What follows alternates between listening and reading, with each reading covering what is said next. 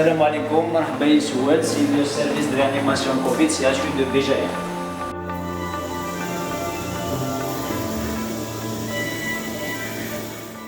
Pour pouvoir rentrer à l'area Covid, il faut toujours être habillé comme ça et mettre ce masque. Bonjour, on va vous présenter aujourd'hui notre service de réanimation Covid. On voudrait bien partager avec vous les tâches quotidiennes, la charge de travail et l'importance de la prise en charge des patients Covid qui sont admis en réanimation dans un état de santé précaire. La journée commence par les préparations, sauf s'il y a une urgence en parallèle. L'équipe paramédicale et médicale va s'habiller dans les conditions d'habillage. Elle va rentrer, elle prendra plusieurs heures à l'intérieur pour prendre en charge patient par patient en fonction du degré d'urgence et de la priorité qu'il présente.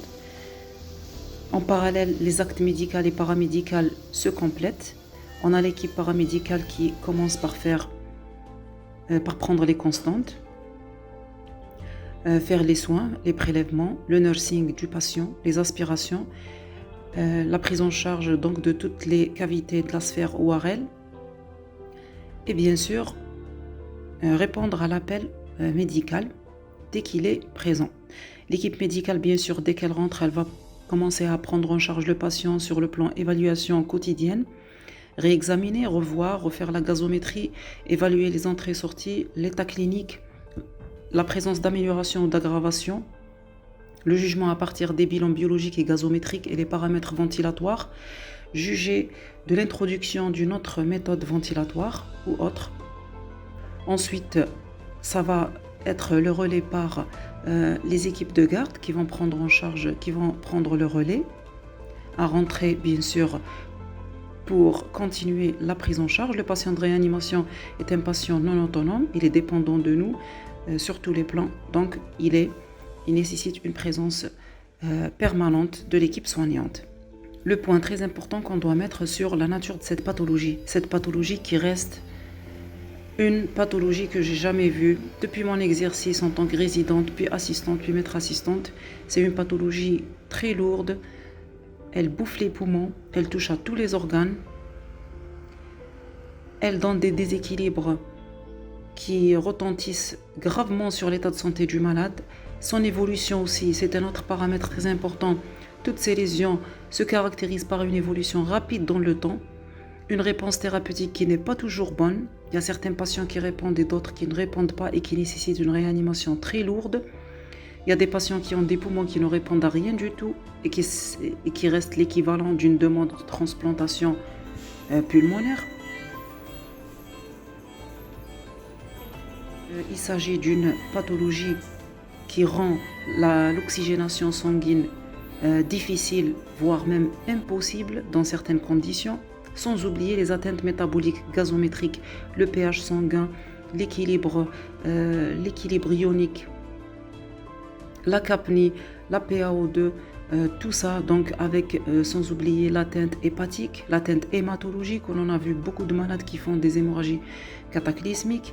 Donc c'est vraiment quelque chose qu'il faut éviter parce que chaque corps, comment il réagit, chaque corps avec ses comorbidités. On a vu même des patients sans comorbidité, des sujets qui ont un surpoids, un simple surpoids, qui ne rentrent même pas dans la définition de l'obésité et qui sont morts par Covid.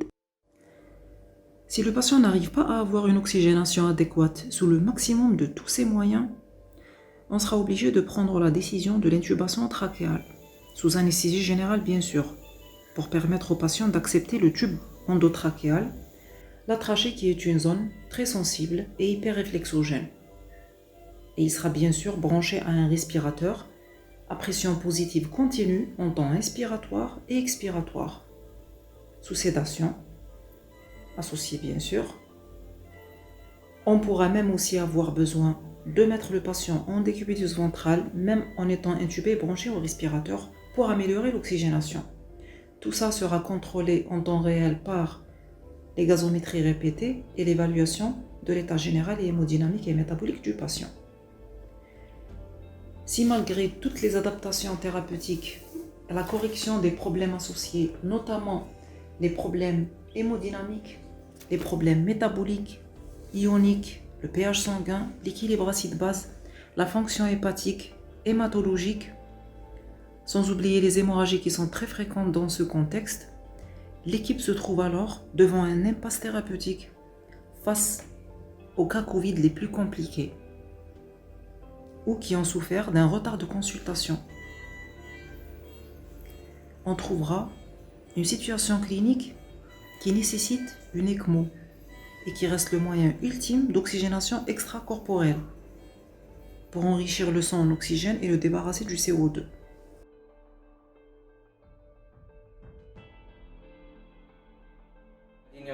لما كنتش من الغردة ينعاش كوفيد كنت ما غير تدار المرحلة كتزرو ثورة الحمد لله أي ثما تاجر الدنيا ثانيين أنشتي لا ماشي باسكو نخدم باللي ولا شي لا لا تتمني غاني نملاقي قديمة أكن وتمني غاني الزرغي ما أمثل ثورة الحمد لله إلا كلش أنا يتمنى نونس برا الكذب إلا داين زريع داين تسوالي أطاس ويدين الكذب إلا قد يعيش جسيدها مش هذه الأيام نكون سيغدي هذه المرحلة يما وما ناخذ الزرع سوالنيو.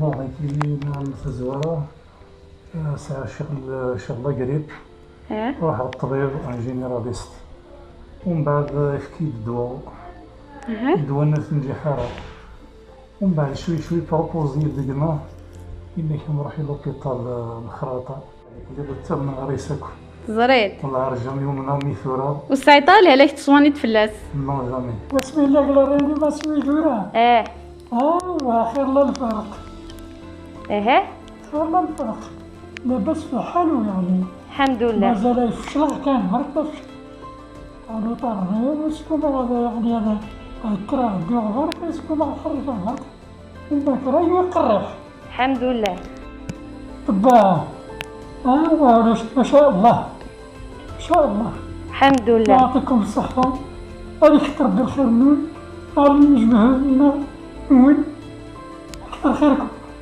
ربي لي نون. Je voudrais remercier beaucoup على كل حال. Depuis mon arrivée au service là-bas, c'est une situation catastrophique.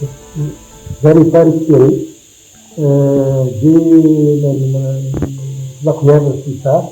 Alhamdulillah, depuis mon arrivée au service là-bas, Kamobina, c'est malade الحال. Donc d'ailleurs, d'arriver 3 fois la machine, donc ça a été pas facile du tout. Sérieux, c'est une maladie très dangereuse.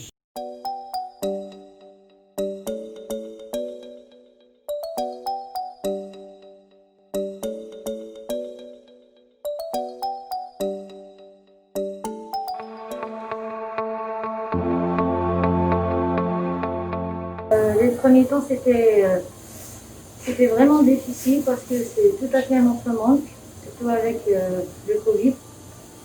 C'est une maladie qu'on ne connaissait pas avant, avec la nouvelle tenue. Donc c'est plutôt très difficile. On ne respire pas facilement, avec la chaleur, on est en mois de juin. La chaleur et la fatigue. Regretter, non, parce que je l'ai fait par conviction. C'est pour aider les gens. On est venu volontaire. Mais on commence à se sentir fatigué.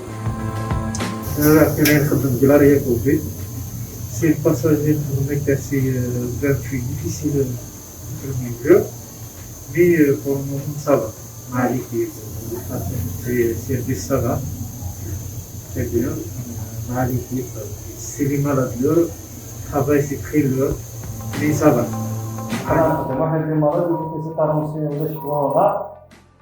مثلا بناء المقالة المطلعة خليكم مطلعة من المرض ضروري في هذا الناس أنا ذاتي 24 جماعة درنا ولا لا ولكن سيطر على كورونا يكون لي هضر غير. J'ai travaillé à l'EPSP Babel. Maintenant je suis à l'ALIA Covid. Rapide صرت قلنا ça va pas C'est une expérience pour moi. Ça fait 3 mois, j'ai pas rentré chez mes parents. Bon, c'est de la Eveline là, il y a beaucoup de malades. Il y a des malades, des moutons. C'est des jeunes, c'est des مغاربة, des مغاربة. ونحضر بمانوال. كنمشي بابا البراق. لكن نقلاو دايما نشوف هذه شاك جور، نقلاو غير تفضل نشوف غنسكر. ونتولايا الخامدة غنضربو 4 شهور ونزال الخامدة. كنولي القمة غير كوفيد 19 تكزيست هذا. بغا كنكون نسيو بالميساجية باش يتحضر بمانوال وغتحضر. Je souhaite un bon courage pour toute l'équipe de l'AREA Covid à partir des agents qui ont accepté de travailler avec nous. On a eu aussi une très bonne équipe paramédicale, c'est des jeunes infirmiers. Je pense que le CHU Béjaïa a gagné une très bonne équipe paramédicale de réanimation, très volontaire, qui va prendre la relève. Et je souhaite un bon courage aussi à l'équipe de réanimation, les réanimatrices du Covid, Dr Fadjel, Dr Aïssaoui, Dr Azzouk et moi-même. Plus toute l'équipe des réanimateurs qui font les gardes avec nous à partir de 16h. J'espère qu'on ne va pas avoir beaucoup de travail à partir de là parce qu'on commence à s'épuiser. On a ouvert un autre côté, une autre aile, parce qu'il y a eu beaucoup de demandes, beaucoup de malades. Et j'espère qu'on va respirer les mois prochains.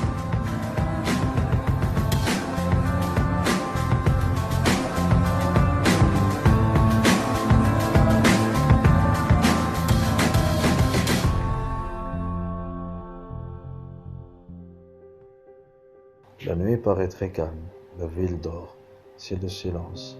Chez nous, en Ria Covid, le travail continue. Les sonnettes de moniteurs et des respirateurs ne cessent pas.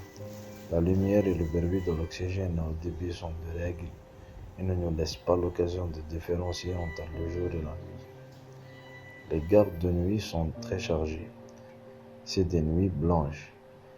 Là, une collègue nous raconte: j'ai pas eu l'occasion d'assister au lever du soleil. J'ai vu à peine la lumière du jour définir la montagne de Goureya, car il fallait reprendre rapidement le travail et réceptionner une nouvelle admission. Malgré l'enregistrement de décès au service, de patients qu'on a soignés pendant des jours et des jours, qu'on a encouragés et à qui on a donné de l'espoir. Malgré le chagrin, nous continuons à prendre en charge les patients juste à côté en espérant qu'ils auront une meilleure chance. L'événement de sortir un de nos patients les pieds devant est toujours dur et difficile à accepter.